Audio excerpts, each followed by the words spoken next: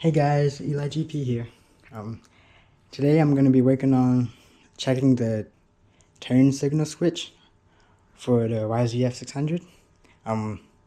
It wasn't working, so I'm going to open up the switch and see what's happening inside. And the thing I'm going to be working on is right here. And the two screws to take it off are right here on the back. There's one right here. Sorry about the lighting if it's not that good. And one down here. So it's just two screws and then the thing opens up. Be careful about the choke cable. It shouldn't get disengaged, but it'll come out when you take it apart, so just keep track of that. Hey guys, so the audio for this video is bad, so I'm just going to do a voiceover and just talk you through the process of what I'm doing. So right now at this point I'm unscrewing the switches. Well, the switch, there's only one switch, the one that I'm working on. But there's just two screws that hold it together. So at this point, I'm undoing them.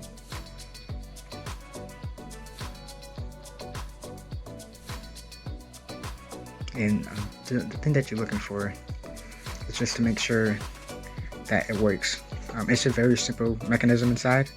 You push it one way, you should see at the back the switch going the other way. It should be going the opposite way that you push it. So right here I got it off and a rock fell out. Yeah, there was a rock, and that's probably part of the reason why it wasn't working.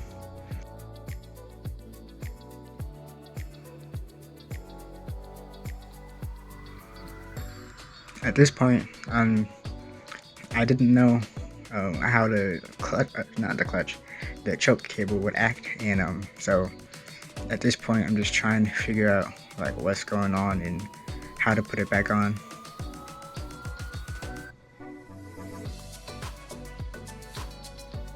Alright, so I mean overall this thing is very simple. Just two screws that hold it on. Make sure you put the choke cable back in the right position when you put it back on. So right here I'm putting it back on.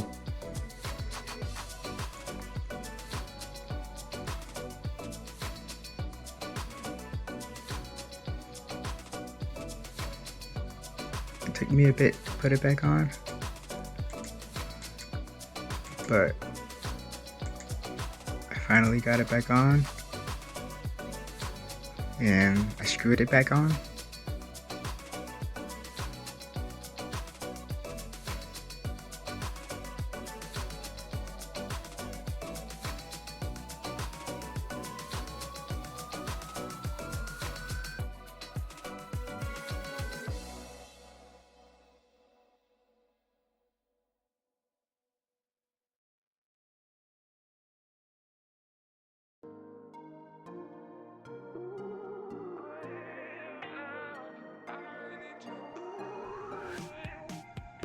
And I was checking the choke cable to make sure that everything was good and it was behaving the way it was supposed to, and it was. So now at this point I'm going to wire up the turn signals that I have and make sure that it works, or at least that it works better than it did before. Because I did still have some issues, but at this point the turn signals were actually coming on. So now I'm wiring up turn signals, and as you can see, that one's working. Well, and now I'm gonna put in the daytime running, because there's three wires. One's for daytime running, one's ground, and one's to actuate the turn signals. As you can see here, when I put in all three wires, for some reason, when I actuate the turn signal, it doesn't turn on. But when I take out the third wire, the daytime running wire, and I just keep the ground and the turn signal, it works. And so I'm checking the other side right now, and I had the same issue.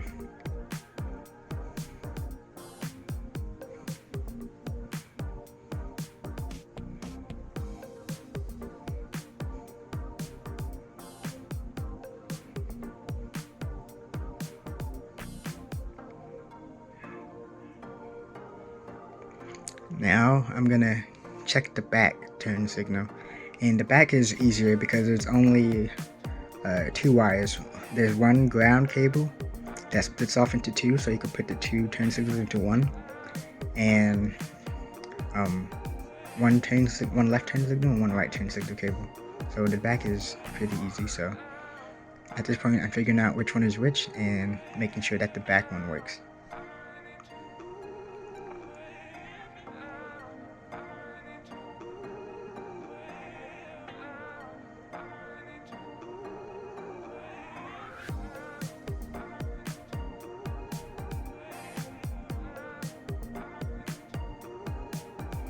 So there you go. I'm checking the front one again just to make sure that everything is good. And again, I'm running into the same issue. Now I'm going to the back, checking that one. And I turned the turn signal first, and then I went to the back and checked it, and it was working. So that's good.